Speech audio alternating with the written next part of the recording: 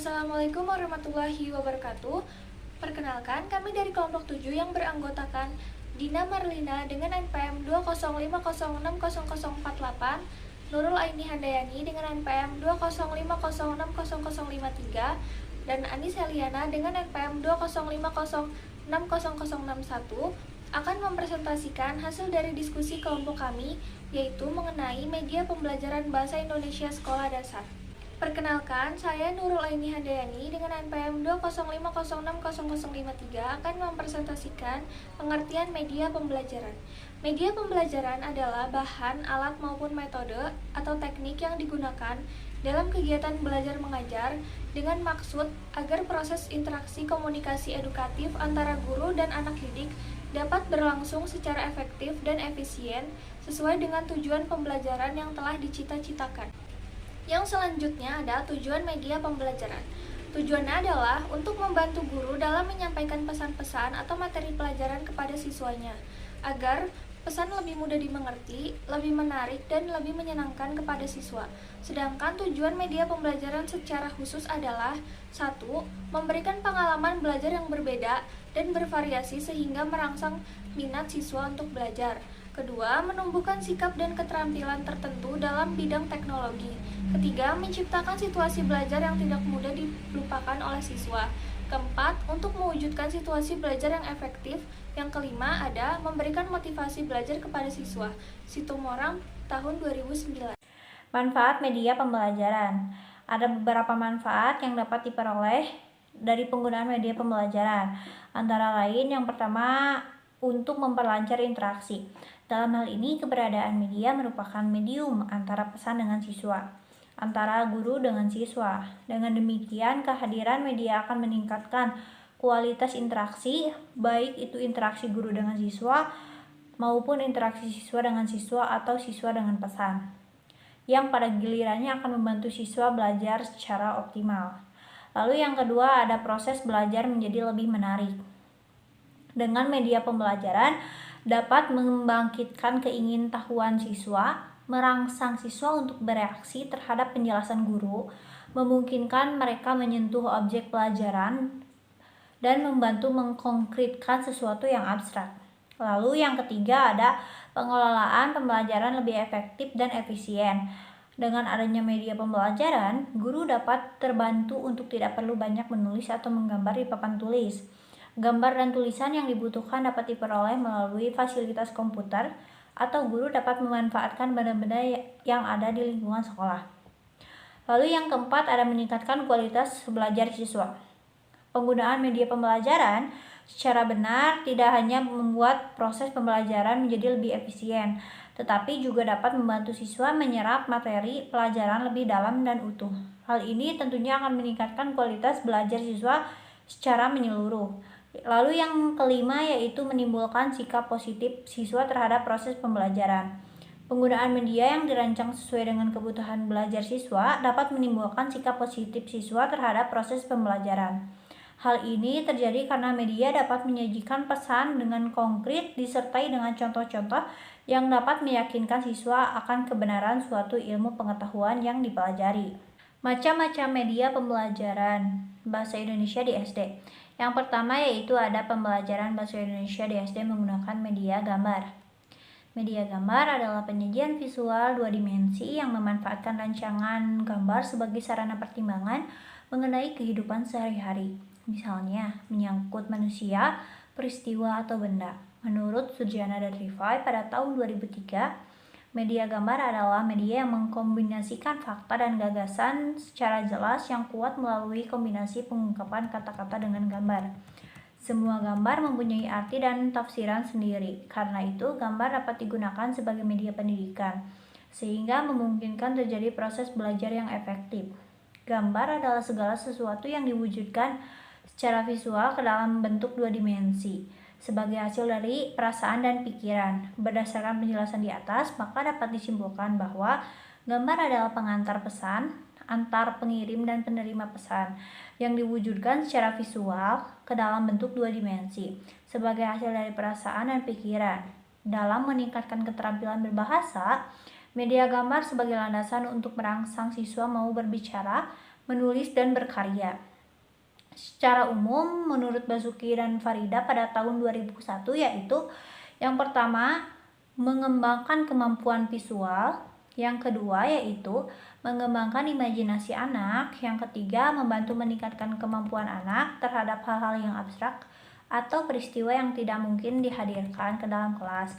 Lalu yang keempat yaitu ada meningkatkan kreativitas anak. Media gambar merupakan salah satu media pembelajaran yang dianggap dapat memberikan kemudahan dalam pembelajaran menulis dan berbicara, khususnya di sekolah dasar. Media gambar merupakan alat bantu pembelajaran yang dipakai dalam rangka mengefektifkan interaksi guru dengan siswa dalam proses belajar mengajar. Dengan bantuan gambar, siswa akan mendapat kerangka berpikir untuk menulis dan berbicara. Bahan pelajaran pun akan lebih mudah dipelajari dan dipahami siswa. Lalu yang kedua yaitu ada pembelajaran bahasa Indonesia di SD menggunakan media audiovisual. Media audiovisual dapat membangkitkan keinginan dan minat yang baru, meningkatkan motivasi dan rangsangan kegiatan belajar. Penggunaan media audiovisual dalam proses belajar mengajar menjadi lebih menarik, dapat meningkatkan apresiasi dalam pembelajaran bahasa Indonesia. Manfaat penggunaan media dalam pembelajaran bahasa Indonesia untuk anak SD sangat penting, karena pada masa ini siswa masih berpikir konkret, belum mampu berpikir abstrak. Kehadiran media sangat membantu mereka dalam memahami konsep tertentu yang tidak atau kurang mampu dijelaskan dengan bahasa. Manfaat penggunaan media audiovisual diantaranya yaitu yang pertama, menambah kegiatan belajar murid, yang kedua, menghemat waktu, lalu yang ketiga, membantu anak-anak yang ketinggalan dalam pembelajaran, dan yang terakhir, membangkitkan minat, perhatian, aktivitas, dan membaca siswa. Kriteria pemilihan media pembelajaran. Kriteria pemilihan media pembelajaran secara umum adalah sebagai berikut. Yang pertama yaitu kesesuaian dengan tujuan, yang kedua kesesuaian dengan materi, yang ketiga kesesuaian dengan karakteristik siswa, yang keempat yaitu kesesuaian dengan teori, yang kelima kesesuaian dengan gaya belajar siswa, lalu yang keenam kesesuaian dengan kondisi lingkungan, fasilitas, dan waktu yang tersedia. Perkenalkan, saya Dina Marlina dengan NPM 205060048. Selanjutnya, saya akan menjelaskan mengenai kriteria pemilihan media pembelajaran secara khusus menurut Erikson. Menurut Erikson, kriteria pemilihan media pembelajaran dapat dirumuskan dalam satu kata action, yaitu akronim dari akses, cost, teknologi, interactivity, organization, dan novelty. Yang pertama, akses. Kemudahan akses menjadi pertimbangan pertama dalam memilih media. Apakah media yang kita perlukan tersedia, mudah, dan dapat dimanfaatkan oleh murid? Dalam hal ini, media harus merupakan bagian dalam interaksi dan aktivitas siswa, bukan hanya guru yang menggunakan media tersebut. Yang kedua, cost atau biaya. Biaya juga harus dipertimbangkan dalam pemilihan, karena pada umumnya media canggih biasanya cenderung mahal. Namun, mahalnya biaya itu harus kita hitung dengan aspek kebermanfaatannya. Semakin banyak yang menggunakan, maka unit cost dari sebuah media akan semakin menurun. Media efektif tidak selalu mahal. Jika guru kreatif dan menguasai betul materi pelajaran, maka akan memanfaatkan objek-objek untuk dijadikan sebagai media dengan biaya yang murah. Yang ketiga, teknologi. Perlu diperhatikan teknologi yang tersedia dan mudah digunakan di sekolah tersebut. Yang keempat, interaktivitas. Media yang baik adalah yang dapat memunculkan komunikasi dua arah atau interaktivitas. Jadikan media sebagai alat bantu siswa dalam beraktivitas, misalnya puzzle untuk anak SD. Siswa dapat menggunakannya sendiri. Yang kelima, organisasi. Adanya pertimbangan dukungan dari berbagai pihak atau organisasi, misalnya dari yayasan atau pimpinan sekolah. Yang keenam, kebaruan. Media yang lebih baru biasanya lebih baik dan menarik bagi siswa. Selanjutnya, peranan media pembelajaran. Ada beberapa peranan media pembelajaran menurut Ahmad Rohani tahun 1997.